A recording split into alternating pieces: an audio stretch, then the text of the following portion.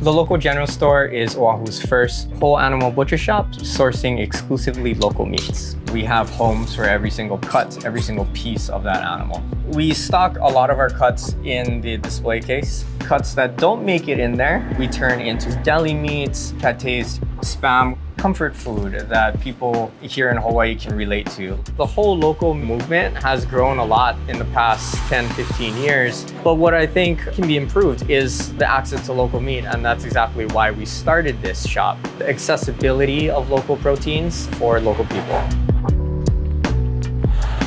Aloha, I'm Jason, co-owner and head butcher at the local general store. It's 5:30 in the morning. We got a lot to do. Come on in.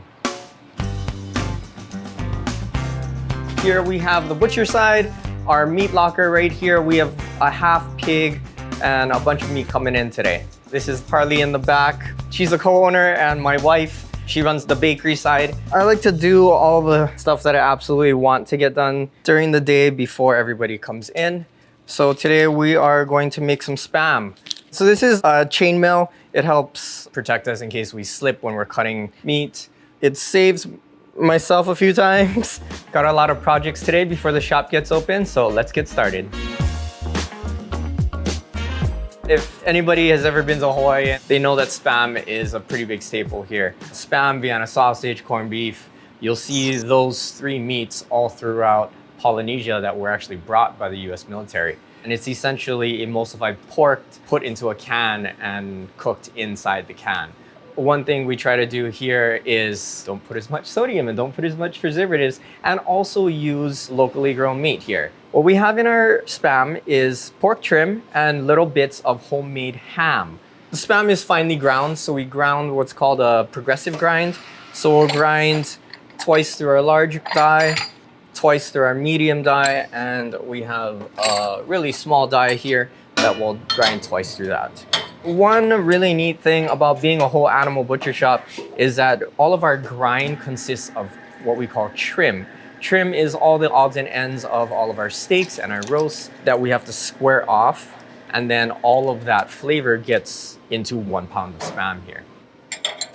As the meat is going through our grinder, it's heating up because there's so much torque and so much horsepower in this grinder. So we're gonna add some ice to it as it's going through the second time through. Okay, so now we're going to switch over to our third and final die. We're going to add our spices. Salt, white pepper, paprika, sugar. The potato starch helps absorb any excess moisture that comes out from the ice, gives it that kind of like bouncy snappiness. You do see bits of meat and fat in here. It's kind of speckled. This fine grind will help even that out a little bit.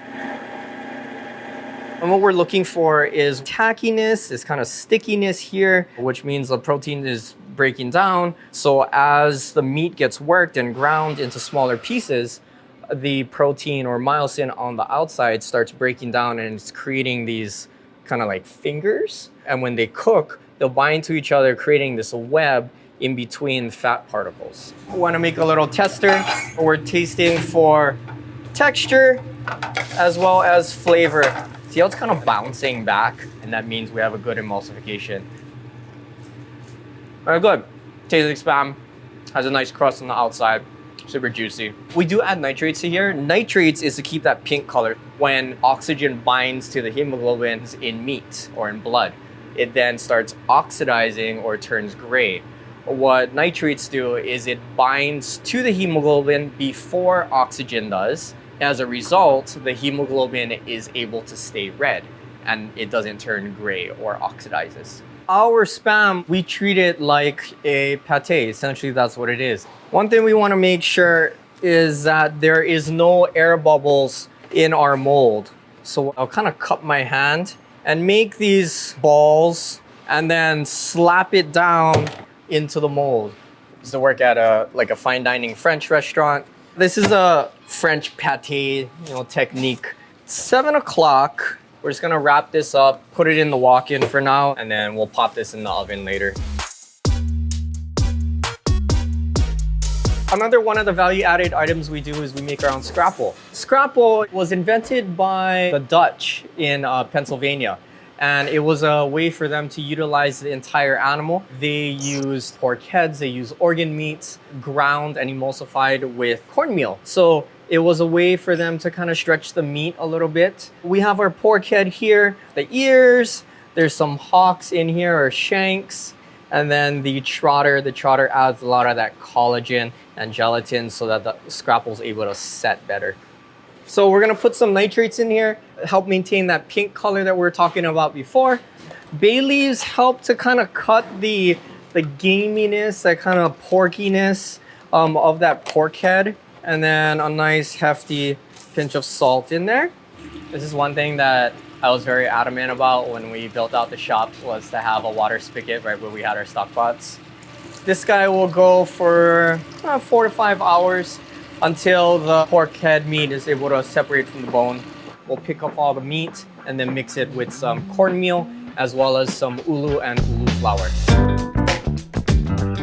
8 o'clock, pastry side is open. The butcher counter doesn't open till 9, so we have an hour to set up our display case. At the end of every night, we put salt on the tables. The salt helps to absorb excess moisture, so the water doesn't expand the wood and the butcher table doesn't crack.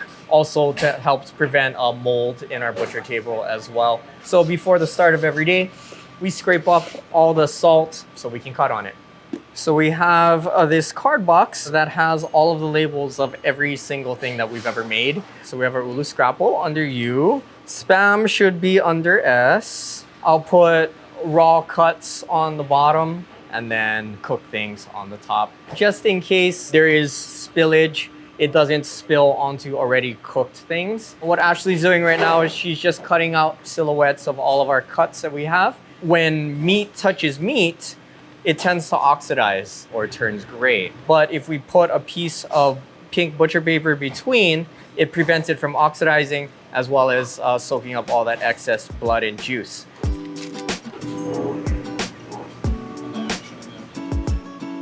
The chickens are from Ludovico Farm in Waialua. Innards are taken out, but they come to us with the head and feet on. So very much a very whole chicken. We use the feet and the heads in our stock. We're actually one of the few people that sell parts of local chickens as well as wholes. A lot of the things that you buy through our shop are only available through us. A lot of people don't know that Oahu actually has a lot of meat. It has a lot of beef, it has a lot of pork, and a lot of chicken. That's one thing that we're trying to offer is the accessibility of local proteins for local people. Looks like the truck just pulled up for our deliveries, so we're getting our beef delivery in right now. So this is gonna swing out to here, and then they're gonna cart the beef right into the middle of the shop and it'll just drop down. Is it double stacked or we have 2 pallets? Okay. That's one? It's huge. Every time the meat comes in, it's always like a production.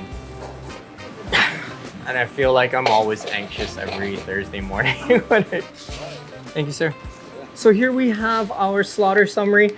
Each carcass gets assigned a code, the time that it was slaughtered, how old it is, less than 30 months, and then also the weight of it dressed.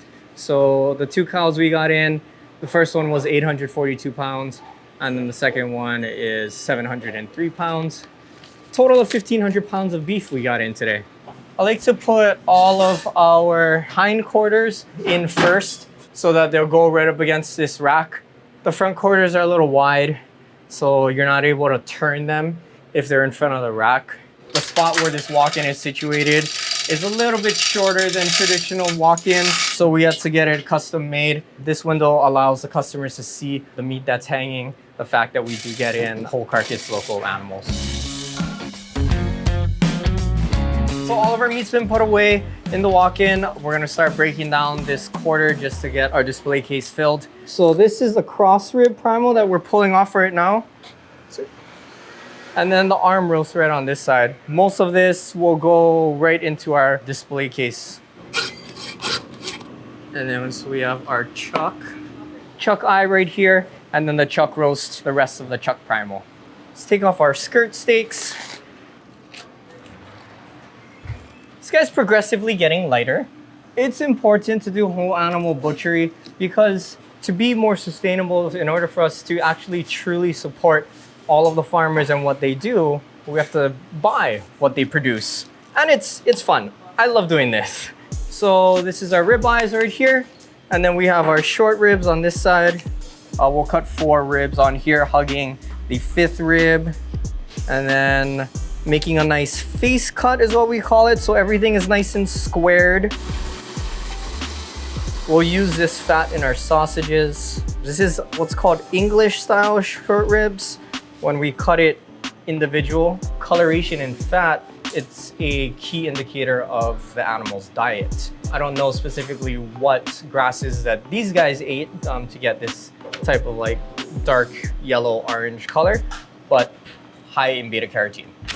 Now we are cutting our pork. What we're after is our pork legs. Pork leg is what we use to make our char siu.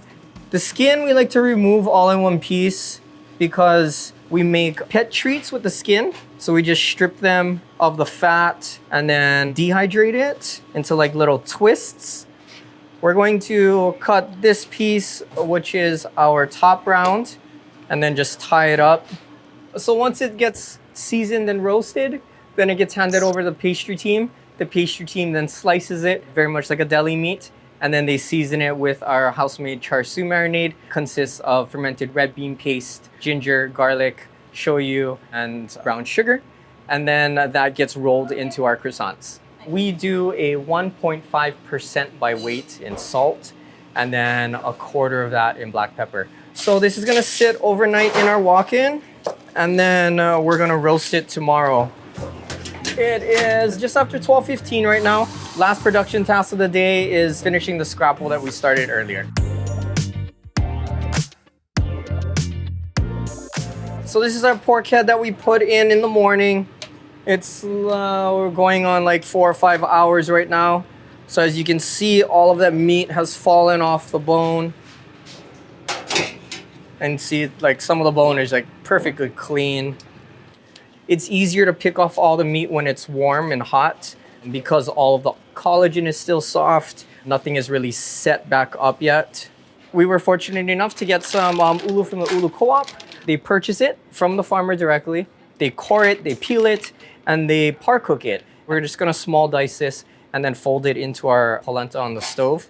So our polenta, it's a little loose right now, but that's totally fine because once we add our ulu flour, it'll be able to tighten up a little bit. So ulu flour is just ground up ulu. It adds a nice nuttiness to the scrapple and it also adds kind of that binder instead of using traditional flour. And this is great. You can see all the little bits of ulu in here. It does have that flavor from that ulu flour as well. We just put up some chopped up sage in here too. So this is gonna then be put into our terrine molds, set overnight so the polenta hardens and then that stock is able to congeal, and then we're able to turn it out and then slice it up for customers to buy. Customers are starting to come in. It's getting a little busier right now, so we're gonna tend to the case after this. So it's 1 o'clock, we're all done with our production tasks for the day. Now it's just a matter of keeping the case full. Our everyday comprises of helping our customers as they come in. If they want a specific cut that's not in a display case, we're gonna then go into the walk-in, cut it for them and bring it out. Trim it up to their specs, wrap it up and check them out. It's starting to get really busy right now. We have a lot of pastries to sell, we have a lot of meat to sell, and a lot of customers to serve. Thanks for coming out to the local general store and seeing what we're doing, but you guys really gotta go. We have a lot of meat to cut.